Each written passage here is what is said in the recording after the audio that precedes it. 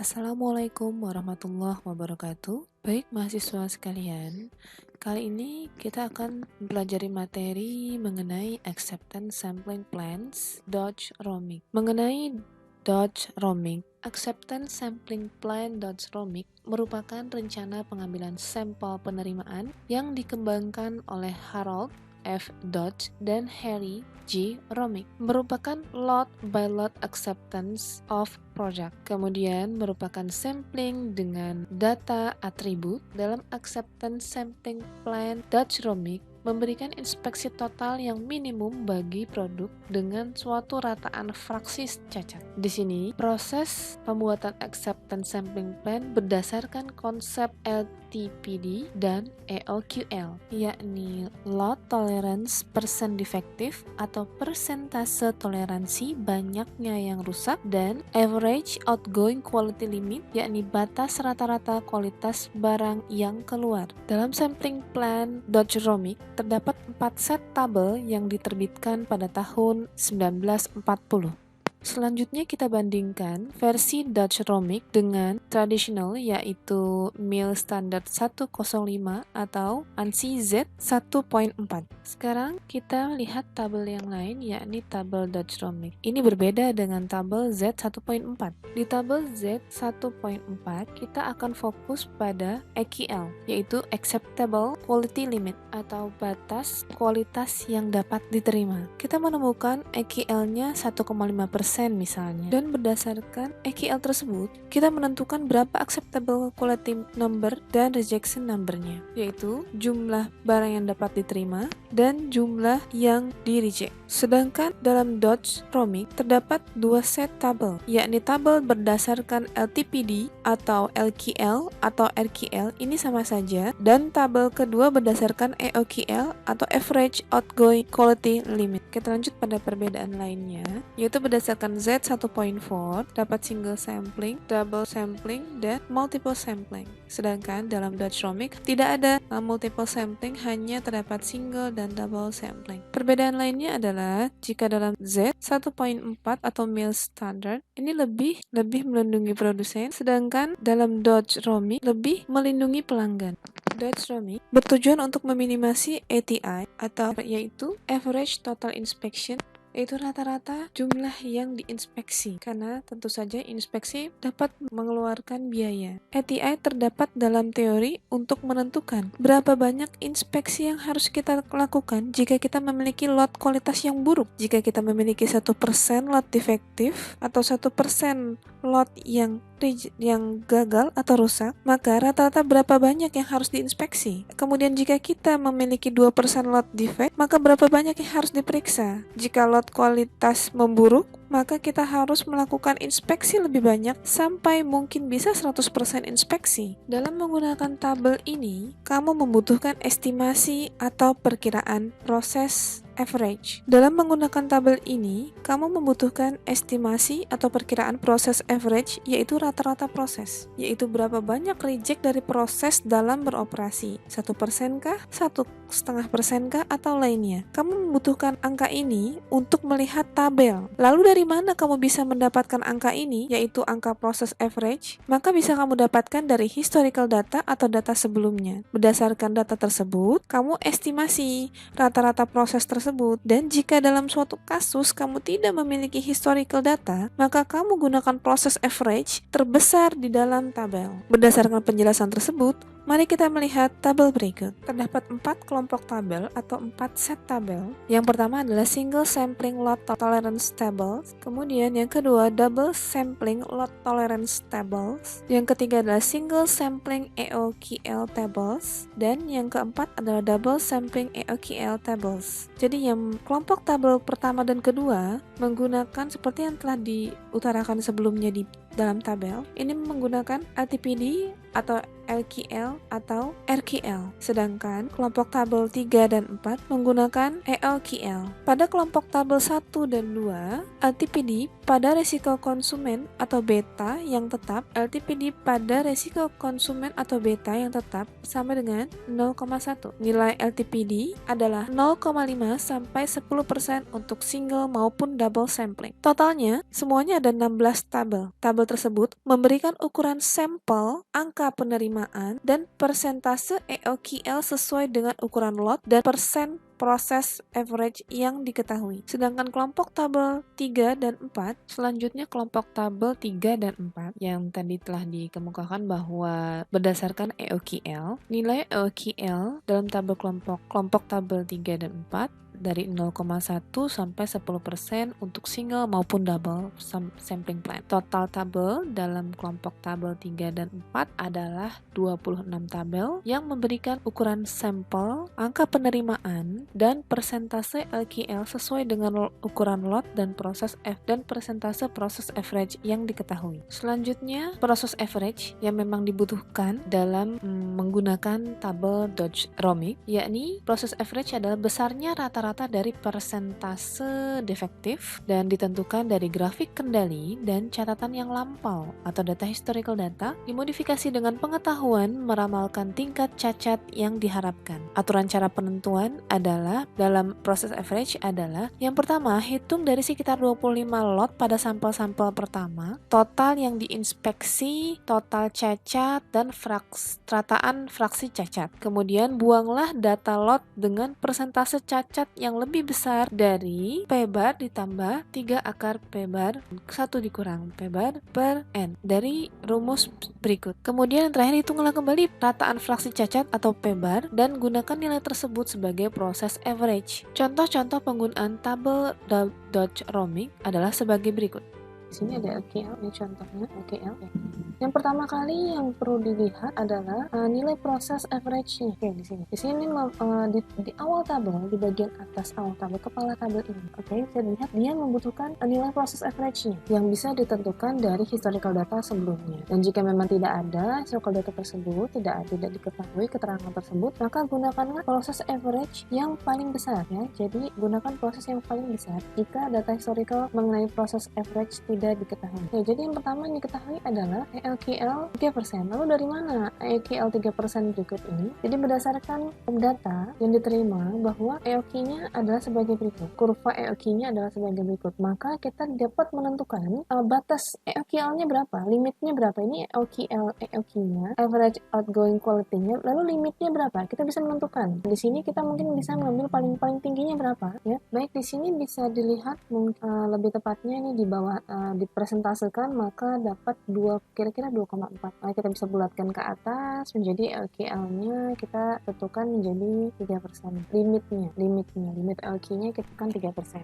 Jadi kita menentukan bahwa saya ingin limitnya ELQL-nya 3% dan lot size yang diterima sekarang itu ya adalah sebanyak 1000 pieces. Lalu kita beranjak lagi ke proses average ya. Proses average-nya berapa? Dari data historical data ini diketahui bahwa proses average-nya ini 1,5%. 1,5% ini kita menggunakan di sini ya.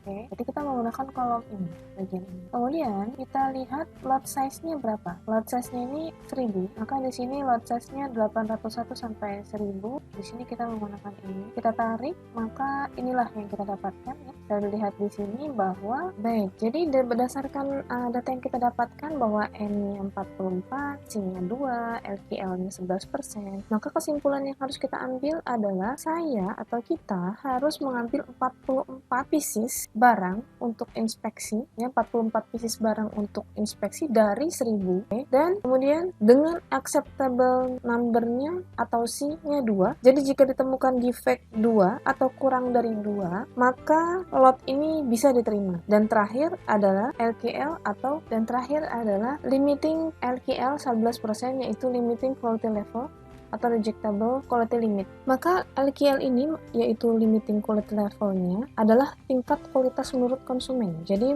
tingkat kualitas menurut konsumen dalam lot ini paling banyak 11,8%. Jadi dalam hal ini LQL-nya maksudnya adalah merupakan kualitas ketidakpuasan atau tingkat penolakannya paling banyak itu 11,8%. Probabilitas penerimaan LQL harus rendah. Probabilitas tersebut disebut sebagai resiko konsumen atau beta. Inilah beta ya, yaitu resiko yang dialami konsumen karena menerima produk yang cacat atau tidak sesuai.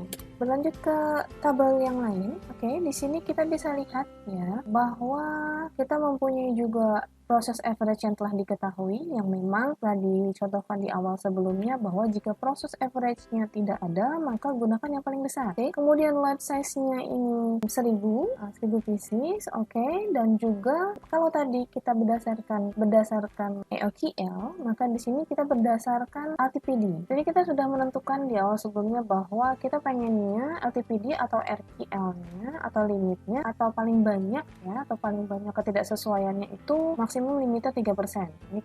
Ini misalnya kita maunya seperti itu. Maka kita lihat di sini di tabel ini kita cari dulu ya proses average-nya dulu. Kalau proses average-nya, di sini proses average-nya 1,5, berarti di sini. Kemudian di sini lot size-nya di sini ya 1000. Maka kalau misalnya kita sesuaikan, maka terdapat di kolom ini dan di sini lagi. Kalau diperbesar ya. Nah, ini N-nya barang yang harus dicek ya dari 1000, maka ditentukan bahwa yang diambil adalah 290 dan juga acceptable number-nya itu 5. Maka barang yang defect jumlah defect-nya 5 atau kurang dari 5, maka lot tersebut diterima. Maka kenapa di sini 290 sedangkan di contoh sebelumnya hanya 44? Karena perusahaan Anda misalnya ya mau memiliki batasnya atau LQL atau LTPD-nya ini 3%. Kalau yang tadi kan dia dapatnya 11% dengan jumlah unit yang diinspeksi 44. Dan juga memang dia juga telah menentukan bahwa LQL-nya itu 3%, dia telah tentukan. Nah, kalau di sini sebaliknya ya. Kalau tadi di contoh sebelumnya kita telah menentukan LQL-nya maunya 3%, maka dapatlah LTPD-nya 11%. Nah, sedangkan kalau di sini sebaliknya, kita menentukan bahwa LTPD-nya maunya 3%, maka dapatlah LQL-nya 0,78%. Kita berlanjut ke contoh lainnya, contoh perhitungannya langsung. Kalau tadi kita melihat pembacaan bagaimana cara membaca tabelnya. Selanjutnya kita langsung ke contoh pertama. Ini bila suatu lot sebanyak 1000 bungkus akan dibeli bila yang rusak tidak lebih dari 1%. Jadi kita membuat kebijakan bahwa kita tidak mau membeli jika persentase rusaknya tuh lebih dari 1%. Maka di sini ini adalah yang dinamakan LTPD. Dan rata-rata kerusakan produk adalah 0,5%. Ini adalah proses average. Lalu bagaimana yang ditanyakan adalah bagaimana single dan double sampling plan dengan menggunakan tabel Dutch-Romic. Yang pertama single sampling plan untuk contoh 1. Tabel yang digunakan adalah tabel 1 Dutch-Romic. Kita lihat langsung LTPD-nya ini 1,0%. Ukuran lotnya 1000, maka dipakai kisaran lot size-nya 801 sampai 1000. Kita lihat di barisnya. Kemudian di kolomnya proses average-nya itu 0,5%. Jadi di kolom 0,41 sampai 0,5%. Setelah diketahui, kita ambil bahwa ukuran sampel yang didapatkan adalah 335. Penerimaannya 1 dan average outgoing quality limitnya 0,17%. Jadi, jika ditemukan bungkus yang rusak 1 atau kurang dari 1, maka lot diterima. Sedangkan jika lebih dari 1, maka lot harus diperiksa 100% dan yang rusak dibuang. EOQL menunjukkan bahwa prosedur ini menghasilkan lot yang kerusakannya tidak melebihi 0,17%. Kalau bisa kita bicara, ini berarti sangat ketat ya Pak. Pengendalian kualitasnya terhadap toleransi yang barang yang datang ini sangat ketat karena lot kerusakannya tidak melebihi 0,17%. Selanjutnya tadi ditanyakan adalah single samplingnya bagaimana, lalu double samplingnya bagaimana. Nah, di double samplingnya ini tabel yang digunakan tabel yang double sampling ya, kemudian juga LTPD-nya 1%. Kemudian sama seperti yang tadi ya, sesuai dengan keterangannya, lotnya 1000, kisaran lot size-nya, kemudian rata-rata untuk rata-rata kerusakan atau proses average untuk kolomnya. Lalu setelah melihat dari tabel Dutch-Romic-nya, ternyata diperoleh bahwa ukuran sampel N1 karena double maka ada N1 N2-nya. Ukuran sampel yang pertama itu N1-nya 245 dan ukuran sampel untuk pengambilan kedua ya itu 250. Nah, angka penerimaannya juga kalau misalnya yang si satunya ini sama dengan 0 ya dan si 2-nya ini 2 dan average outgoing quality limit atau EOQL LQL yaitu 0,19%. Jadi jika pada sampel pertama tidak ada bungkus yang rusak, maka lot langsung diterima. Sedangkan jika ada yang rusak, maka dilakukan pengambilan sampel kedua. Jika jumlah rusak 1, ditambah yang pengambilan pertama ditambah pengambilan kedua kurang dari sama dengan 2, maka lot diterima. Jika tidak, jika lebih dari 2, maka lotnya seperti yang tadi di awal single sampling, kebijakannya bahwa harus dicek semuanya. Kalau misalnya ada yang rusak, maka harus dikembalikan atau tidak bisa dipakai. Kemudian LQL menunjukkan bahwa prosedur ini menghasilkan lot yang kerusakannya tidak melebihi 0,19. Selanjutnya contoh kedua, produk sebanyak 1.500 dengan cacat rata-rata sebesar 1,6% dibeli oleh sebuah perusahaan. Ini lot size-nya. Kemudian dengan cacat rata-rata proses average-nya. Dibeli oleh sebuah perusahaan, LQL ditentukan sebesar 3%. Bagaimana single dan double sampling plan dengan menggunakan tabel Dodge-Romic? Yang pertama adalah single sampling plan-nya. Maka tabel yang digunakan adalah berdasarkan, kalau tadi berdasarkan LTPD, maka di sini kita menggunakan berdasarkan EOQ dengan single sampling. Based on average quality dengan 3% sesuai dengan keinginan kita atau keinginan perusahaannya. Dan rata-rata cacatnya sudah diketahui bahwa 1,6%, ini penentuan kolom untuk di tabel. Kemudian diperoleh bahwa ukuran sampelnya 65, angka penerimaannya 3, LQL-nya 10,2%. Maka kesimpulannya adalah jika ditemukan produk yang cacat kurang dari atau sama dengan 3, maka lot diterima. Sedangkan jika lebih dari 3, maka lot harus diperiksa 100% dan yang cacat dibuang. LQL menunjukkan bahwa prosedur ini menghasilkan lot produk dengan batas cacat yang dapat diterima 10,2%. Selanjutnya ya ini double samplingnya untuk contoh 2. Kita lihat dulu dari tabelnya mana. Tabel yang digunakan adalah tabel 13 dengan Dodge-Romic-nya ini menggunakan EOQL berdasarkan EOQL. EOQL-nya 3% yang tadi sudah pernah dikasih contoh sebelumnya bahwa ini kehendak kita bahwa kita pengen menerapkan atau menentukan ya EOQL-nya adalah 3%. Kemudian di soalnya ukuran lotnya sudah ditentukan 1.500 dengan lot size yang dipakai di tabel 1.001 sampai 2.000. Kemudian rata-rata cacatnya atau proses average-nya 1,6%, di kolom di tabel itu antara 1,21 sampai 1,80%. Maka setelah ditentukan lewat tabel, maka diperoleh ukuran sampelnya. Karena double sampling, maka ukuran sampelnya ada ukuran sampel untuk yang pertama dan ukuran sampel untuk yang kedua. Ini ukuran sampel untuk yang pertama adalah 49 dan ukuran sampel yang kedua adalah 76. Dan juga ada angka penerimaannya yaitu C1-nya adalah 1 dan C2-nya adalah 6, yakni acceptable number-nya di penerimaan sampel yang pertama adalah 1, yang kedua adalah 6. Dan limiting quality level-nya atau LQL-nya adalah 9,1%. Maka jika ditemukan produk cacat kurang dari sama dengan 1, maka lot diterima. Tidak perlu ke pengambilan sampel kedua. Tapi jika ada yang rusak lebih dari acceptable number-nya atau lebih dari 1, maka dilakukan pengambilan sampel yang kedua. Jika jumlah rusak pengambilan sampel 1 dan 2 kurang dari sama dengan 6, maka lot diterima. Kemudian LQL menunjukkan bahwa prosedur ini menghasilkan lot produk dengan batas cacat yang dapat diterima adalah 9,1%. Baik, sekian materi untuk hari ini, untuk pertemuan kali ini. Terima kasih, semoga bermanfaat.